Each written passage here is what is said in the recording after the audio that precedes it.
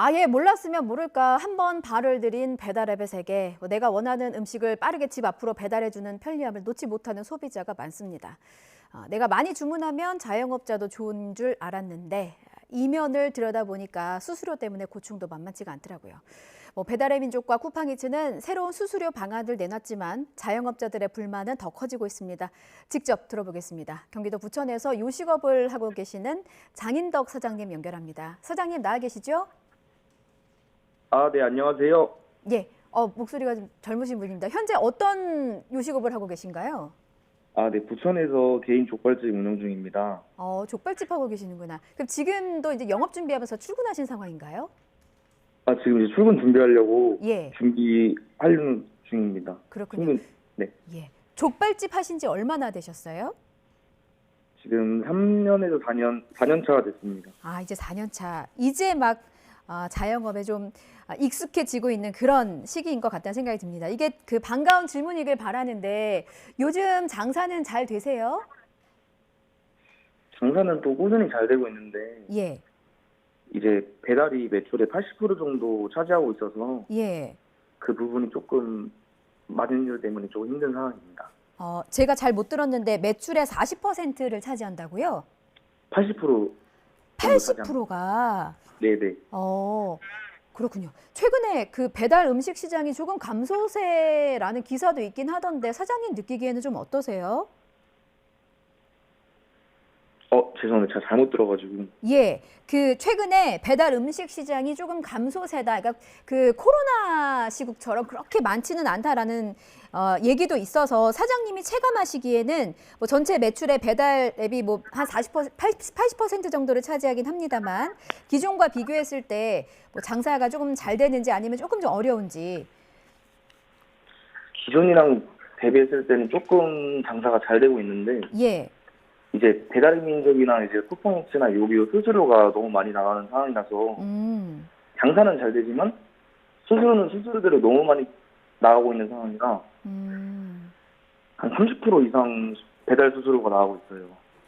배달 수수료만 매출의 30% 정도 됩니까? 네, 맞아요.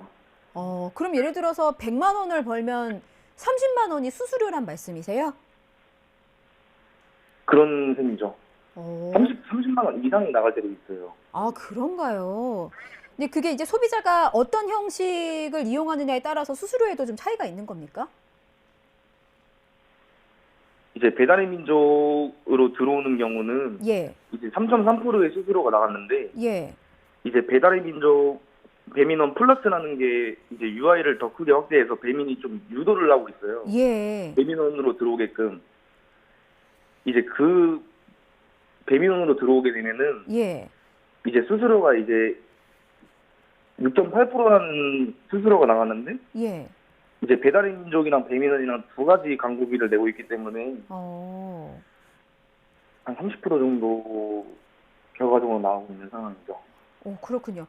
소비자 입장에서 말씀을 드리면 사실 그 배달되는 건 다 똑같을 것 같습니다. 일반 배달이 있고 지금 사장님 말씀하신 것처럼 배밀 1 플러스가 있는데 이 두 개가 어떤 차이가 있는 거예요? 이제 배달의 민족인 경우 주문이 들어오면 매장에서 직접 라이더 배차가 가능하지만, 네. 이제 배민원은 매장에서 주문번호 밖에 알 수가 없고 주소 정보를 알 수가 없어서 예. 손님 응대할 수가 없습니다. 그러니까 소비자가 배민 1 플러스를 이용할 경우에 업주의 입장에서는 소비자의 주소나 이런 것들을 전혀 알 수 없다 이런 말씀이신 거죠? 배민에서 다 관리를 하고 있기 때문에. 네, 맞아요. 그렇군요. 배달의 민족이 내놓은 수수료 방안을 보니까 배민 1 플러스의 중개 수수료 이용률이 6.8%인데 이게 업계에서 가장 낮은 수준이다 이렇게 주장을 하고 있더라고요. 이거는 가장 낮은 거는 맞습니까? 타 플랫폼보다는 조금 저렴하긴 합니다. 예, 근데 이제 저 같은 경우는 배달의 민족에서 이제 울트라콜 한 개당 이제 수수료 8만 8천 원이라는 거를 10개, 15개 쓰면서 예, 이제 중개 수수료 3.3%를 내고 장사를 하고 있었어요. 예, 예. 이제 그걸로 기존 단물들을 많이 확보했었는데, 음, 이제 배민원이 기존의 UI를 더 크게 확대해서 예, 배달의 민족으로 들어온 소비자를 배민원 쪽으로 유도하고 다양한 쿠폰을 이용해서 배민원으로 주문을 너무 많이 유도를 했습니다. 그렇기 때문에 이제 배달의 민족 스스로는 스스로대로, 배민원의 스스로는 추가로 부과해야 되고, 배달의 민족 안에 배민원이 있고 배달의 민족이 있고, 그래서 두 가지의 수수료를 내고 있습니다. 정리를 해볼게요. 이게 수수료가 굉장히 복잡하네요. 그러니까 저희가 네. 그 배달앱 어플에 들어가면 이렇게 상위권에 뜨는 배달 그 식당들이 있잖아요. 거기 네네. 상위권에 되기 위해서, 상위권에 들어가기 위해서 울트라콜이라는 수수료를 또 따로 내고 계시는 거고, 맞습니까? 네, 맞아요. 거기다가 어플 안에, 가게 안으로 들어가 보면 그냥 일반 배달이 있고 배민 원 플러스가 있는데, 이 배민 원 플러스를 이용하려면 거기에 또 추가 수수료가 알파로 붙는다는 말씀이신 거죠? 네, 맞아요. 와, 그러면 뭐 몇 중으로 돈이 나가는지 모르겠습니다. 그리고 이제 그 앱 보면 업체마다 쿠폰이 있잖아요. 이 쿠폰은 어떻게 되는 거예요? 쿠폰은 이제 소비자들 입장에서는 예, 이제 배민이나 어플 앱에서 주는 것처럼 보이지만, 예. 결과적으로는 매장에서 비용을 부담하고, 기존 수수료 쿠폰 비용까지 매장에서 좀 많이 부담하고 있습니다.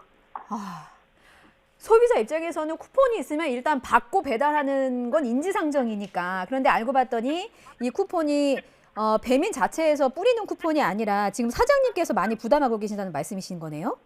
네, 거의 80%는 저희가 부담하고 있습니다. 80%나.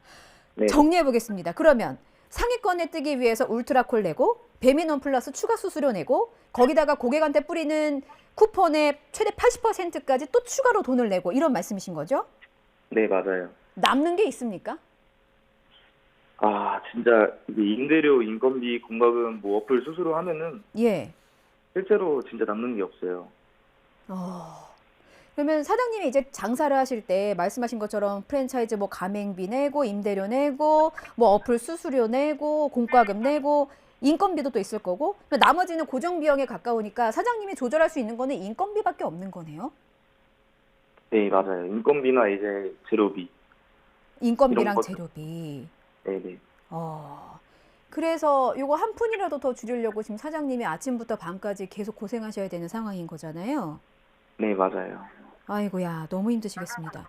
이런 상황이면은 자영업자 입장에서 남는 게 많지는 않지만 그래도 이점이 있으니까 앱을 이용하실 텐데, 뭐 서비스 품질이 더 좋아졌습니까? 실제로 어떠세요? 아, 실제로 이제 배민원 같은 경우는 예. 이제 라이더를 배민이 직접 지정하기 때문에, 이제 손님이 음식을 늦게 와서 가게에 전화를 걸어서 항의를 하면은 예. 이제 매장 입장에서는 배달 상황이 어떻게 되는지 알 수도 없습니다. 근데 특히 이제 소비자가 주문을 취소할 경우 이 부분도 배민원이 알고 있기 때문에 가게 입장에선 음식이 취소됐는지도 모르고 준비하는 경우도 있고, 이제 이런 불만을 배민 고객센터에 상담하면 상담원마다 답변도 다 다르고 응대도 불성실하고, 이제 하다못해 싫으면 해지하라는 말까지 했습니다. 그 배민 서비스 센터에서요? 네네. 절이 싫으면 중이 떠나라, 이런 말인가 봅니다.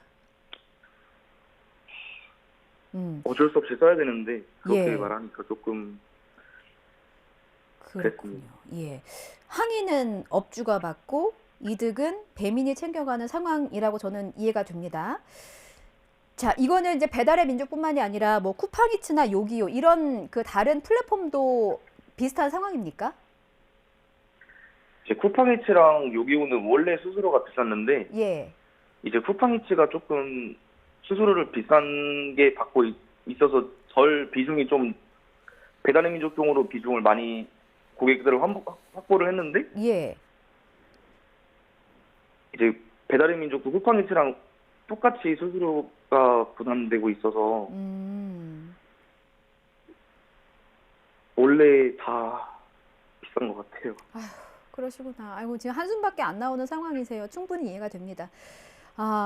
방송 보시는 분들은 그 저렴한 수수료를 가졌던 그 어플을 생각하실 것 같아요. 한때 지자체에서 운영했던 어플이 있었습니다. 배달 특급 이런 어플. 배달 수수료를 최대한 낮춘 걸로 홍보를 했었는데, 이 어플들은 뭐 어떤 상황이에요? 이용을 지금 소비자가 하고 있습니까? 거의 홍보도 안 되고 있고, 예. 이제 저희 가게는 주문 자체도 들어오지 않고 있습니다. 아, 그러니까 지자체에서 만든 앱은 무용지물이라는 말씀이시네요. 네네. 아이고.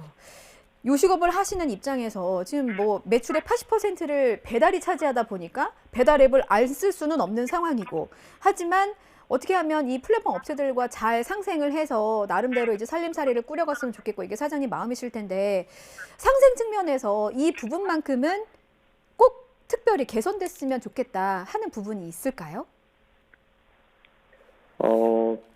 이제 대부분 소비자들이 코로나 시국 이후에 플랫폼이 익숙해졌다는 건 누구나 다 아는 사실이잖아요. 예, 근데 이제 코로나 이후 배달이라는 매개체가 예, 플랫폼만 수익을 보고 플랫폼에서 플랫폼에게 수수료를 내는 음식점은 되려 수익이 줄었어요. 예.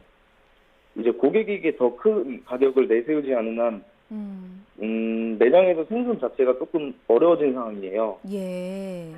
근데 이제 각 플랫폼마다 개선돼야 할 유일한 방안은 아까 배민이 말했던 것처럼 우리는 다른 플랫폼보다 더 저렴한 수수료다 예. 라는 비교 대응보다는 각 플랫폼들에 입점한 매장들이 조금 오래 유지되어 많은 고객에게 저렴한 가격을 고객의 집까지 다가갈 수 있게 진정 조금 개선됐으면 좋겠습니다. 그렇군요. 그렇군요. 알겠습니다. 수수료 항목으로 붙는 게 사실 너무 많고, 수수료 자체도 이제 일반 소비자가 보기에는 너무 크다라는 생각을 지을 수가 없네요. 왜냐하면 자영업자들께서 다 공감하시는 부분일 것 같아서 고생은 고생대로 하고 돈은 그만큼 못 버는 상황이 계속해서 벌어지고 있습니다. 고래 싸움에 새우등 터지는 꼴이 아닐까 싶기는 한데요. 국회에 플랫폼의 독과점을 규제하는 법안도 계류 중인데 속도감 있는 추진이 좀 필요하지 않을까 함께 좀 생각을 해봤습니다. 사장님 말씀이 여기까지 듣겠습니다. 지금까지 경기도에서 자영업을 하고 계시는 장인덕 선생님과 이야기 나눠봤고요. 사장님, 오늘 장사는 대박 나시길 응원하겠습니다. 오늘 인터뷰 고맙습니다. 네, 너무 감사합니다. 네.